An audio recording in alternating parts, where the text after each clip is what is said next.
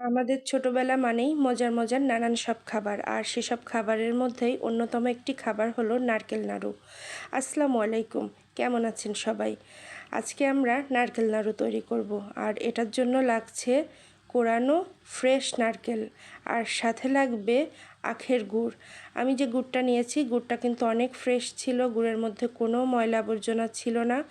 আর খেয়াল রাখতে হবে গুড়টা যেন বেশ একটু নরম নরম হয়, কারণ নাড়ু তৈরির জন্য গুড় বেশি শক্ত হয়ে গেলে নাড়ুটা অতটা ভালো হয় না। এরপরে একটি পরিষ্কার কড়াইতে নারকেল নিয়ে নেব, আর তার মধ্যে দিয়ে দেব পরিমাণ মতো আখের গুড়। এই পর্যায়ে অনেকেই নারকেল এবং গুড়ের সঙ্গে এলাচ গুঁড়া বা তেজপাতা দিয়ে থাকে, কিন্তু আমি ওগুলা দিচ্ছি না, কারণ আমার ভালো লাগে না। আপনার ভালো লাগলে আপনি দিতে পারেন। তারপরে হাত দিয়ে ভালো করে গুড় আর নারকেলটা চটকে চটকে মাখাতে হবে।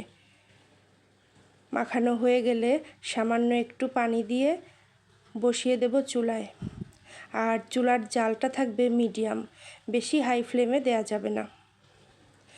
আর অনবরত নাড়তে হবে, আর অবশ্যই কড়াইয়ের নিচে নাড়তে হবে, কারণ গুড় এবং নারকেল অল্পতেই কিন্তু পোড়া লেগে যায়, আর যদি পোড়া লেগে যায় নাড়ুটা কিন্তু খেতে একদমই ভালো হবে না, একটা বিশ্রী গন্ধ আসবে। কিছু সময় নাড়ার পরেই দেখেন নারকেল থেকে কিন্তু পানি ছেড়ে দিয়েছে। আরও যখন জাল হবে তখন পানি আরও ছেড়ে দিবে। এই যে আরও কিছুক্ষণ নাড়ার পরে অনেকটাই পানি ছেড়ে দিয়েছে। নাড়াটা কিন্তু কোনোভাবেই থামানো যাবে না, অনবরত নেড়েই যেতে হবে। এই কাজটা যদিও একটু কষ্টসাধ্য, কিন্তু এই যে মজার নাড়ু খেতে হলে একটু কষ্ট তো করতেই হবে, তাই না?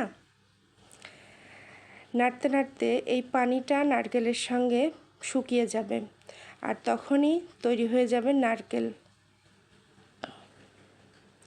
ধৈর্য সহকারে আস্তে আস্তে এই কাজটা করে যেতে হবে। দেখেন পানি কিন্তু অনেকটাই শুকিয়ে এসেছে, আর কিছুক্ষণের মধ্যেই নারকেলটা একদম রেডি হয়ে যাবে। এই যে আমার নারকেল কিন্তু প্রায় হওয়ার পথে। আর কিছুক্ষণ নেড়ে চেড়ে নারকেলটাকে আমি চুলা থেকে নামিয়ে নেব। এই যে আমার নারকেল একেবারে তৈরি হয়ে গিয়েছে। এবার ওই গরম নারকেলই আলাদা একটি পাত্রে নিয়ে সেটাকে অন্য আরেকটি কোনো পাত্র দিয়ে ভালো করে ডলতে হবে, একটু মিহি করে নিতে হবে, যেন বানানোর সময় নাড়ুটা সুন্দর গোল হয়।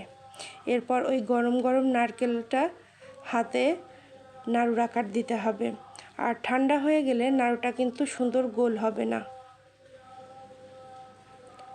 যদিও এই অবস্থায় হাতে একটু তাপ লাগবে, এই জন্য একটু সচেতনতার সাথে এই কাজটি করতে হবে। আমার নাড়ুগুলো কিন্তু তৈরি হয়ে গিয়েছে। কি খুব লোভনীয় হয়েছে না? খেতে ইচ্ছে করছে? তাহলে চটপট এই রেসিপিতে নাড়ুটি তৈরি করে ফেলুন। আল্লাহ।